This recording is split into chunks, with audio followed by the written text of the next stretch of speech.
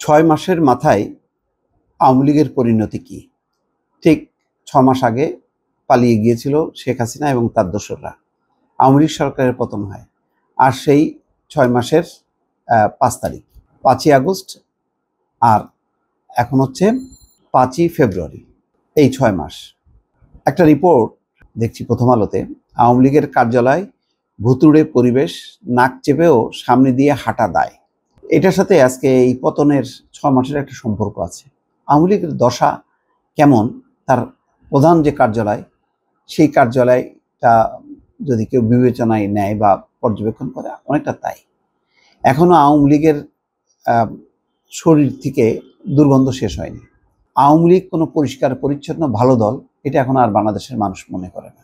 আওয়ামী লীগ একটা সন্ত্রাসী দল, আওয়ামী লীগ একটা টাকা পাচারকারী দল, আওয়ামী লীগ মানে হচ্ছে একটা দুর্নীতির দল, আওয়ামী লীগ মানে সকল অপকর্মের দল, আওয়ামী লীগ মানে একটা অগণতান্ত্রিক দল, আওয়ামী লীগ মানে ভোট না করে ক্ষমতায় থাকার দল। সারা দেশের মানুষ সেভাবেই জানে, সারা বিশ্বের মানুষ জানে। হ্যাঁ, কিছু আছে অন্ধ আছে, সেগুলি আওয়ামী লীগ বন্দনা করবে। এই সরকারের ছোটোখাটো সমালোচনা করলেই দেখি যে ওই প্রেতাত্মাগুলো ঝাঁপায় পড়ে, খুব হই হই করতে থাকে। এবং এখন তাদের কাজ হচ্ছে বিদেশে সব যার যার মতন অবস্থানে সেটেল করে টাকা পয়সা ধন দৌলত কম করেনি, সেখানে বসে বসে এখন ইন্ধন দিচ্ছে। তো ঢাকার অবস্থা কি? ঢাকার অবস্থাটা হচ্ছে ওই আওয়ামী লীগের যে অবস্থা, ভুতুড়ে পরিবেশ, নাক চেপেও সামনে দিয়ে হাঁটা যায় না। শুধু কার্যালয়ে না, আসলে পুরো আওয়ামী লীগের যারা নেতা, আওয়ামী লীগের যারা ওই মাফিয়া, তাদের শরীরের অবস্থা আর এই আওয়ামী লীগের বর্তমান যে কার্যালয়ের অবস্থা অনেকটা সেরকমই। তো এটা কেন বললাম, এই রিপোর্টটার প্রেক্ষিতে মনে পড়লো আজকে ৬ মাস, আজকে নাকি ভাষণ দেবেন তিনি। হ্যাঁ, ভাষণ দিয়ে কি বলবেন? ষড়যন্ত্র হয়েছে, চক্রান্ত হয়েছে, দেশের মানুষের কথা ভেবে আমি চলে এসেছি। আহারে, হ্যাঁ, তার তো ওই ওয়াকারের পা ধরে সালাম করা উচিত। ওয়াকার তার যান বাঁচাইছে। আর তখন যে পরিস্থিতি ছিল, এইগুলি ব্লাডশেড হলে তখন মানুষ পশ্চিমা বিষয়টা মেনে নিত না। কিন্তু গণ অভ্যুত্থান তো আসলে কখনো খুব রবীন্দ্রসঙ্গীত গাইতে গাইতে কোনো দিন গণ অভ্যুত্থান হয় না। গণ অভ্যুত্থানের প্রকৃতিটা ওই রকমই হয়। 15 বছরের রক্তাক্ত করেছে শেখ হাসিনা বাংলাদেশকে, আর একদিনের রক্তাক্ত ওই পরিবেশ ওটা হবেই, একদিন দুদিন 3 দিন হবেই, এটা মানতে হবে। এটাই গণ অভ্যুত্থান। গণ অভ্যুত্থান ওই নির্বাচনের মধ্য দিয়ে পরিবর্তন, খুব শান্তিপূর্ণ উৎসবমুখর পরিবেশের নির্বাচনের মতন না, এটা গণ অভ্যুত্থান। সুসজ্জিত ভবনটি এখন অনেকটাই ধ্বংসস্তূপে পরিণত হয়েছে।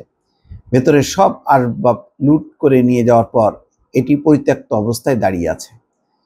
পোড়াই ভবনের নিচতলা শৌচাগার হিসেবে ব্যবহৃত হচ্ছে। 6 মাস ধরে মলমূত্র জমে থাকার কারণে উৎকট গন্ধ আশেপাশে ছড়িয়ে পড়েছে। এজন্য ভবনের সামনে সড়কে নাক চেপেও হাঁটা দেয়। রাজধানীর গুলশানে বঙ্গবন্ধু এভিনিউয়ে আওয়ামী লীগের কেন্দ্রীয় কার্যালয়ের বর্তমান চিত্র এটি। গত 5ই আগস্ট আওয়ামী লীগ সরকারের পতনের পর ভবনটিতে আগুন লাগিয়ে দেওয়া হয়েছিল, আর আগস্ট মাস জুড়ে চলে লুটপাট। কেবল এই ভবনই নয়, রাজধানীর তেজগাঁওয়ে ঢাকা জেলা আওয়ামী লীগের কার্যালয়, ধানমন্ডিতে আওয়ামী লীগের সভাপতির কার্যালয়ে আগুন জ্বালিয়ে দেওয়া হয়, সেখান থেকেও মালামাল লুট করে নেওয়া হয়। তখন থেকে এই 3টি ভবন অনেকটা পরিত্যক্ত অবস্থায় পড়ে আছে। গত মঙ্গলবার এই 3টি কার্যালয়ে সরেজমিনে ঘুরে দেখেছেন এই প্রতিবেদক। তাতে এগুলোর মধ্যে সবচেয়ে খারাপ অবস্থা দেখা গেছে গুলিস্তান আওয়ামী লীগের কেন্দ্রীয় কার্যালয়। এটা ভবঘুরে লোকদের ঠিকানা, মাদক সেবী যাক, এভাবে চলতে দেওয়া উচিত না। হয় এটাকে ভেঙে একেবারে নতুন কাউকে বরাদ্দ দেওয়া উচিত, নতুবা অন্য কিছু করা উচিত, নতুবা এটা তো একটা আবর্জনার স্তূপ, এখান থেকে রোগ জীবাণু এগুলি ছড়াবে। এগুলির ব্যাপারে আসলে একটা সিদ্ধান্ত নেওয়া উচিত। 6 মাস পার হয়ে গেল, সরকার কেন এখনো সিদ্ধান্ত নেয়নি? অথবা এটা প্রতীক হিসেবে রাখতে পারে, আওয়ামী লীগ যেমন একটা দুর্গন্ধের দল, এই ভবনটার সাথে একটা মিলিয়ে সেটা একটা করা উচিত। এটার ব্যাপারে একটা সিদ্ধান্ত হওয়া উচিত। দর্শক ভালো থাকবেন, আল্লাহ হাফেজ।